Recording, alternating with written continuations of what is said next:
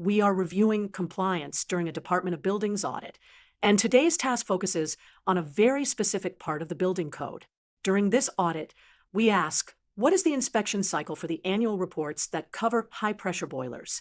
Is it option A, which is January 1st through December 31st, option B, which is July 1st through June 30th, option C, April 1st through March 31st, or option D, any rolling 12-month period?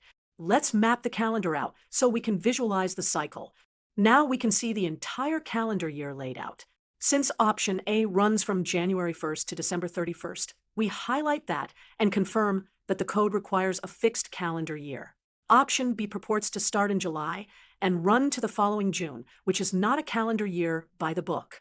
Option C starts in April and ends in March, which is also not what Section 103-05 says.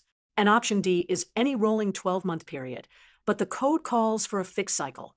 So options B, C, and D are all off the mark, leaving only option A as correct.